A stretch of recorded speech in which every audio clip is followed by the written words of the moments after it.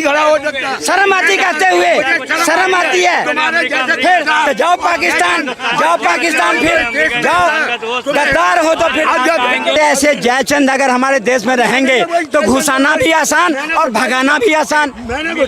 जी ने अगर परमाणु बम बना लिया था, अटल जी से पहले बनी थी, लेकिन डर के मारे उसका परीक्षण कोई नहीं कर पाता था। इन बात को इनको समझाओ। ये अगर साहस दिखाया तो अटल जी ने दिखाया, जो पोखरण में फिलिस्तीन का झंडा फहराएगा संसद में तो हम गाली भी देंगे, उसके हम नेम प्लेट भी पोतेंगे, लेकिन जब देश की भाषा बोलेगा, देश के प्रति सच्ची श्रद्धा दिखाएगा तो पूजा करेंगे। की थी हिंदू विरोधी सरकार, कांग्रेस सरकार, जो वक्फ बोर्ड की संविधान को स्थापना की थी, जो बाबा भीमराव अम्बेडकर साहब ने इस संविधान में नहीं लिखा था। आज सनातन बोर्ड क्यों नहीं बना, वक्फ बोर्ड क्यों नहीं वक्फ बोर्ड बना? ये हिंदू विरोधी सरकार है, कांग्रेस की सरकार, ये आपकी पप्पू की सरकार है। ये सब के पीछे अमेरिका है। अमेरिका की वजह से इजराइल इतना उड़ रहा है और इस सबसे लड़ाई करने पे लगा हुआ है। आप मानते हैं इस बात को? कौन इजराइल? किसी के बलबूते पर नहीं। जब हमास को ठोक रहा था, फिलिस्तीन को ठोक रहा था, तो उस टाइम क्या अमेरिका बोला था कुछ? बोला था ईरान। और ईरान ने अगर पंगा लिया तो आज ईरान को भुगतना पड़ रहा है। लड़ाई क्यों कर रही है ईरान? तो अपना फिर परमाणु बस रिसर्च कर रहा है और उसके बाद संपन्न देश हो जाएगा। क्या दिक्कत? ये अमेरिका नहीं चाहता कि मेरे सिवा कोई एटॉमिक पावर बने। ये तो अटल जी की बहादुरी था जो उन्होंने पोखरण में करके अमेरिका को भी दिखा दिया कि हम अपनी आत्मा। क्या उससे पहले अटल जी से पहले परमाणु का परीक्षण नहीं हुआ। अरे भाई साहब इन्हें ज्ञान दो, मोदी मत बनो, हकीकत को कबूल करो। इंदिरा गांधी पहले ही परीक्षण करवा चुकी थी। और आप है ना अटल जी, मैं अटल जी की बुराई नहीं कर रहा हूँ। अटल जी को मैं बहुत अच्छा नेता मानता हूँ और बहुत अच्छे आदमी थे। बीजेपी में उनकी टक्कर का एक भी नहीं है। बीजेपी क्या, कांग्रेस में भी कोई नेता नहीं है उनके टक्कर का। पर ये मत कहो क्या अटल जी ने किया। अटल जी से पहले आपको ज्ञान हो, आप ही दे दिया करो भाई साहब। इंदिरा गांधी पहले परीक्षण कर चुकी थी। अमेरिका ने इतने पाबंदी लगाने के क्या था पूछो इनसे। अटल जी ने अगर परमाणु बम बना लिया था, अटल जी से पहले बनी थी, लेकिन डर के मारे उसका परीक्षण कोई नहीं कर पाता था।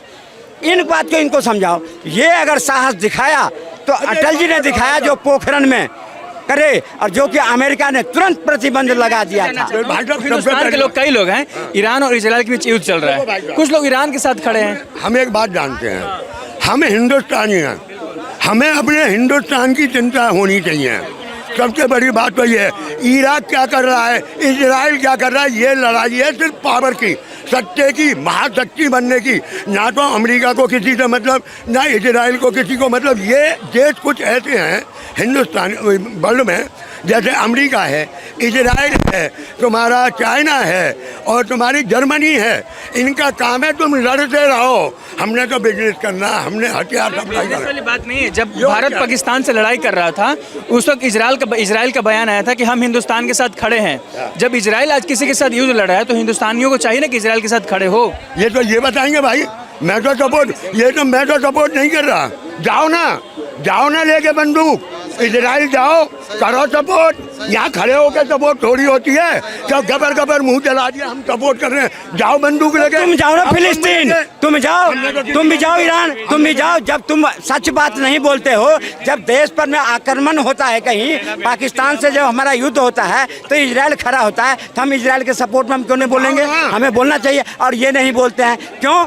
इन्हें पसंद है पाकिस्तान, इन्हें पसंद है, इन्हें हाँ, ये ओवैसी की भाषा पसंद नहीं आता इनको। आज ओवैसी सीखो कुछ। आज ताज्जुब हो रहा है मुझे, यही चाचा यहाँ भर के ओवैसी को गाली देते थे। मैं वीडियो दिखवा दूंगा इनकी।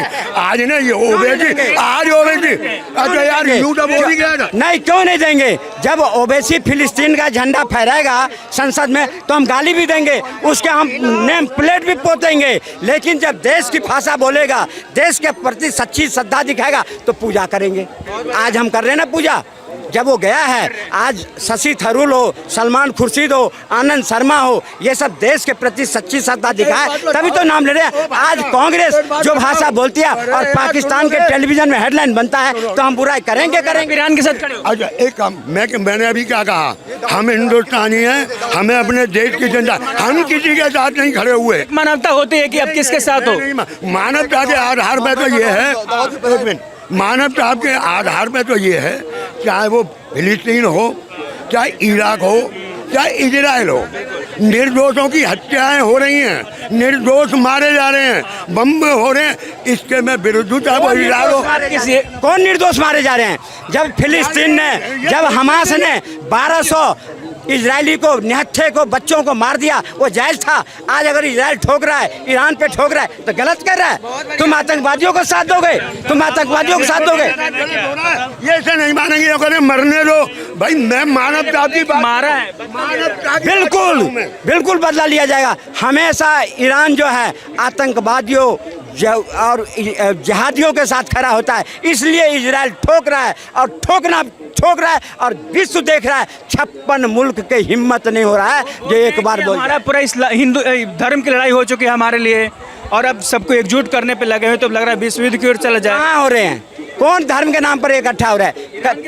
कौन ईरान के साथ खड़ा हो रहा है? सऊदी अरब खड़ा हो रहा है। वहाँ भी सिया सुन्नी में लड़ाई है। जब सिया पर में आक्रमण हुआ था तो वही जो ईरान वाले थे, सिया को किस तरह से नष्ट कर दिया था उसने। तो आज जितने भी देश में है, पाकिस्तान आज क्यों चुप है? क्योंकि उसने सिया के खिलाफ जो करा था, इसलिए पाकिस्तान आज मूक बनकर देख रहा है तमाशा। सऊदी अरब देख रहा है, कतर देख रहा है, तुर्की देख रहा है, किसी की हिम्मत नहीं हो रही है। क्योंकि जो इजराइल ने दिखाया अपनी दादागिरी, आज उसका परिणाम इजराइल को भुगतना पड़ रहा है।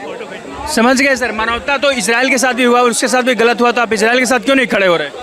हमने पहले भी कहा था, युद्ध एक अपनी जगह है, ये इनकी अपनी समस्या है, इसमें हमारी कोई समस्या नहीं है। ये इन दोनों देशों की समस्या है, ये उनकी समस्या है। पर मानवता के नाते, चाहे वो इजराइल हो, चाहे इराक, ईरान, कोई भी हो, निर्दोषों की हत्या होती है तो उसके लिए भाई साहब लोग बागों का फर्ज बनता है आलोचना करना। किस तरफ, ईरान के साइड या इजराइल के साइड? निर्दोष कौन? मैं तो कह रहा हूँ दोनों साइड जो मर रहे हैं। क्या इनसे बात कर रहे हो? इनको पहलगांव के अंदर निर्दोष लोग नहीं दिखाई पड़ा, पहलगांव के अंदर निर्दोष लोग नहीं दिखाई पड़ा। लेकिन जब भारत घुस करके इजराइल को, पाकिस्तान को मारा, तो पाकिस्तान के टेलीविजन के हेडलाइन बनने वाले से प्रश्न पूछते हो आप? पाकिस्तान के हेडलाइन बनने वाले से अब मेरा एक सवाल जवाब दे रहे हैं मुझे। अगर ये मेरा जवाब दे देंगे तो मैं मारूंगा भाई। पहलगाम में हमला हुआ, 28 आदमी निर्दोष मारे गए, बहुत दुख है, बहुत तकलीफ हुई। पर मेरा सवाल आज भी वही है, तुमने पाकिस्तान में अटैक किया, मुझे कोई तकलीफ नहीं है। मैं तो कह रहा हूँ अधूरे में क्यों छोड़ दिया, अधूरे में क्यों छोड़ दिया। मेरा सवाल आज भी वही है, आपसे भी और बीजेपी सरकार पे। अगर बीजेपी सरकार ना होती, कांग्रेस की होती या किसी की भी सरकार होती, मेरा आज भी यही सवाल है कि वो 4 आदमी इतनी चौकसी होने के बावजूद घुसे कैसे और वो गए कहाँ? वो क्यों नहीं मिले आज तक? वो उसको नहीं मिले। ऐसे जयचंद अगर हमारे देश में रहेंगे तो घुसाना भी आसान और भगाना भी आसान। मैंने बताया क्या? भगाना भी आसान और आप भगाना भी आसान और घुसाना।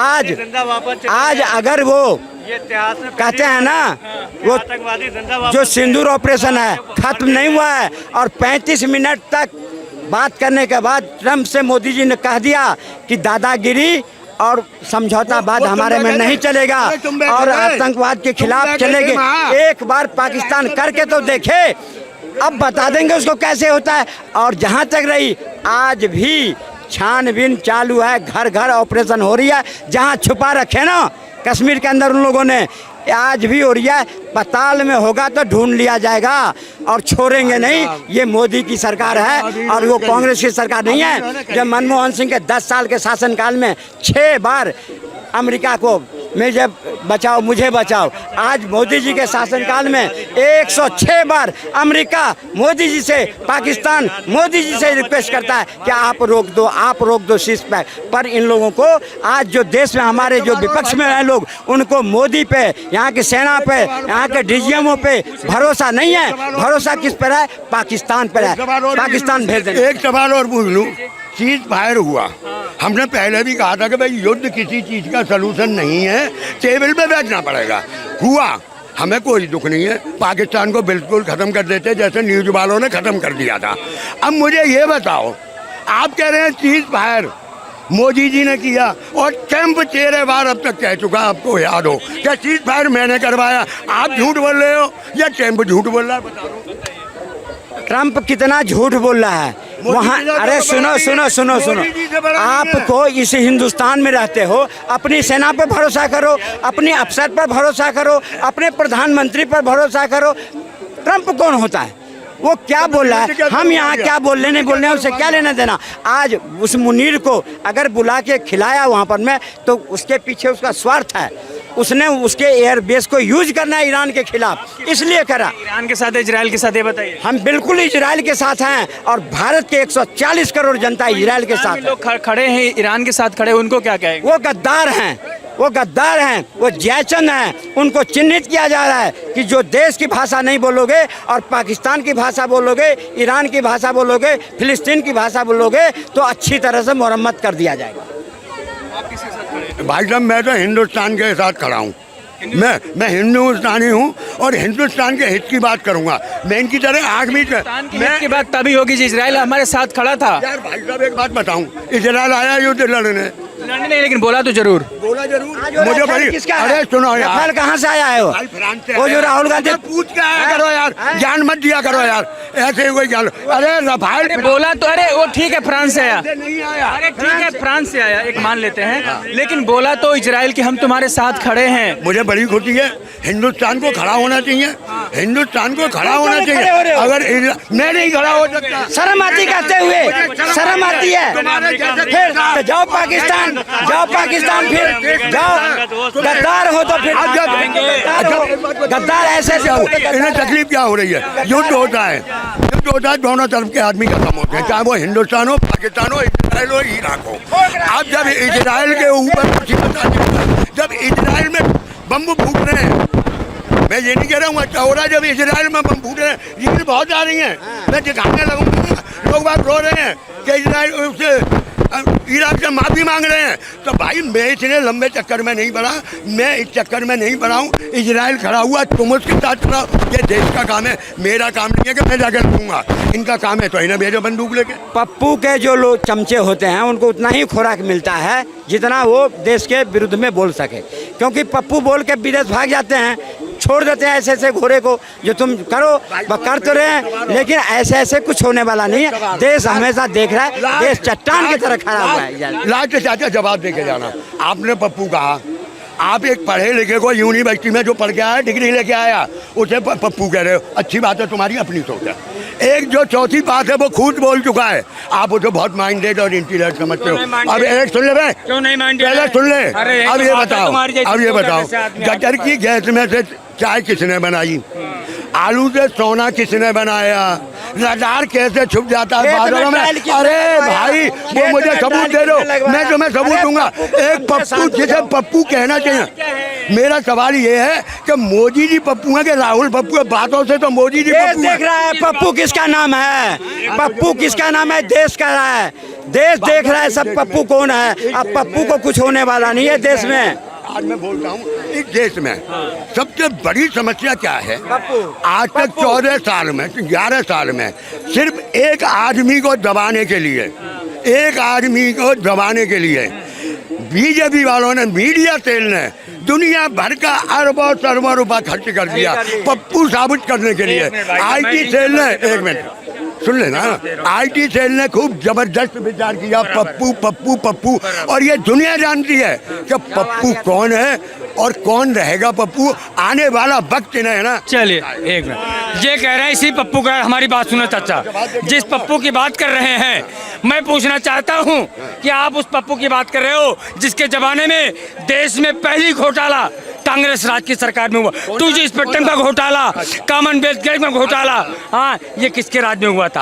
आज जिसके ऊपर में आरोप साबित हो, और जो देश के विकास का, डेवलपमेंट की बात करते हो, जो देश में, एक मिनट चाचा हमारे, जो देश में राजनीति को बंटवारा करता हो, जो देश में हिंदू और मुस्लिम की राजनीति करते हो, उस पप्पू का मोदी जी का आप प्रूफ दीजिए। अगर मोदी जी ने कहीं हिंदू और मुस्लिम की बात की, ये आगे ज्यादा जनसंख्या वाले, ज्यादा बच्चे वाले आपके मंगलसूत्र ले जाएंगे, गाय ले जाएंगे, भैंस ले जाएंगे, आपकी बेटियों को ले जाएंगे, आपका खा जाएंगे। ये कौन से हिंदू? एक मिनट, मैं कहता हूँ यही सरकार थी जिसको कहते हो तुम जवाब पप्पू। दे- सुनिए, जवाब दे रहा हूँ चाचा।